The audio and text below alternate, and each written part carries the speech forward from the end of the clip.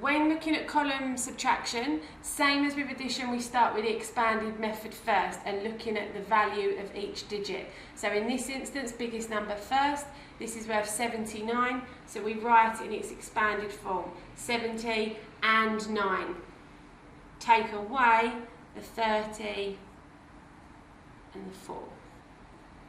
And then we work our way through from the right hand column again, so from the units, 9 take away 4, which is 5, and then we've got 70 take away 30, which is 40. And if we add those two amounts together, 40 add 5 equals 45, so 79 take away 34 equals 45. When the children are happy and realise the place value of each of the digits, they move on to the shorter method, and which is written as 79 take away 34. And again, working from the right hand column, 9 take away 4 is 5, and 7 take away 3 is 4. 79 take away 34 is 45.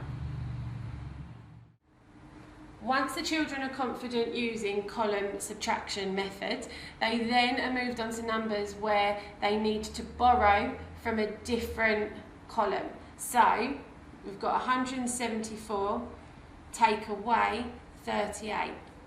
Now we know that you cannot take 8 away from 4. However, some children will automatically write the answer as 4, which then needs to be discussed that actually we're taking away from the top number. So we need to then do 4 take away 8, which doesn't work. So we need to borrow from our tens column. So we change this from 70 to 60 by just putting a 6, and the one we've borrowed, that 1 tens, comes over in front of our 4, so that we've now got 14 take away 8, and 14 take away 8 is 6. And then they work through on the tens column.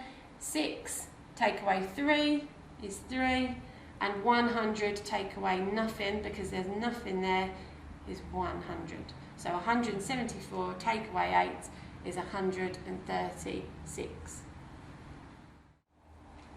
We can also use column subtraction if we're working with money or with decimals. In this instance, we've used £23, take away £11.75. Perfect if we're trying to work out how much change you would get in a shop situation. In this instance, we've got £23 but 0 pence. So when the children are using column subtraction, we need to put those placeholders in so that they can work out the calculation accurately. So we put in our 2 placeholders to show that there are no pence at all.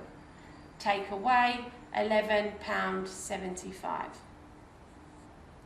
Now again, some children might automatically put 75.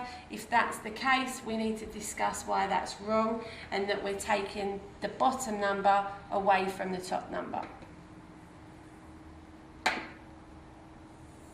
Now we cannot take 5 away from 0, so we need to look at the next column along. In this instance, there isn't anything in the tenths column for us to borrow from, so we need to look over into the pounds column, into the units, which is where our 3 is. So we're going to borrow from here, which changes this into a 2, and then we put our 1 in front of the 0, which gives us 10.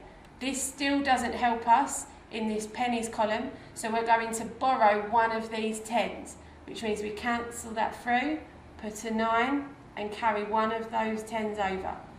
10 take away 5 we can now do is 5, 9 take away 7 is 2, moving on to the whole numbers, 2 take away 1 is 1, and £2, £20 take away £10 is 10, so we put in our 10s column there. So £23 take away £11.75 equals, reminding the children to put their unit of measuring, £11.25.